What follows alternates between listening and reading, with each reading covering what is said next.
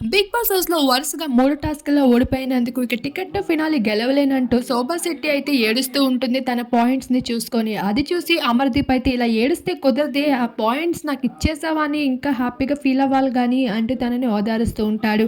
ఇక అదంతా చూసిన బిగ్ బాస్ అయితే మీరందరూ చాలా డల్‌గా ఉన్నారు. నాకిది నచ్చలేదు. మీరందరూ నన్ను ఎంటర్‌టైన్ చేయండి టికెట్ టు ఫినాలే కోసం అని చెప్పడంతో హౌస్‌మేట్స్ అందరూ ఇంక నవ్వించడం మొదలుపెట్టేస్తాడు.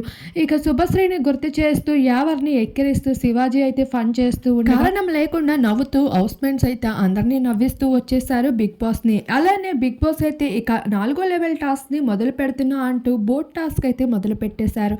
ఇక బోట్‌లో ఇసుకను పోసి జెండాని పైకి లేపాల్సి ఉంటుందని చెప్తారు. ఇక ఇందులో ఒక సంచాలకుడిగా శివాజీ, శోభా శెట్టిలు వ్యవహరిస్తూ ఉంటారు. అంతలోనే గౌతమ్ మాత్రం తన స్ట్రాటజీని ఉపయోగిస్తాడు. ఇసుకని కింద భాగాల్లో తీసి పై భాగంలో ఏసి బోట్‌ని ఎత్తేద్దాం అనుకోని ఇంకా ఇసుకని పోస్తూ ఉంటే అంతలోనే బిగ్ బాస్ అలా కుదరదు గౌతమ్. ఇప్పటిదాకా నువ్వు పై భాగంలో ఏసిన ఇసుకనంతా తవ్వి మళ్ళీ కింద భాగంలో వెయ్యు అని చెప్పి ఒక్కసారిగా బిగ్ బాస్ అయితే గౌతమ్‌కి జలకే ఇస్తాడు. ఇక ఇలా హౌస్‌మేట్స్ అందరూ ఇసుకను తీసుకొని పరిగెడుతూ ఉండగా ఒరేయ్! పగలంతా అంత ఎక్సర్‌సైజులు చేస్తారు కదరా! ఆ బలమంతా ఎక్కడికి పోయింది? పరుగులెత్తండి అంటూ శివాజీ మధ్యలో ఫన్ చేస్తూ ఉంటాడు.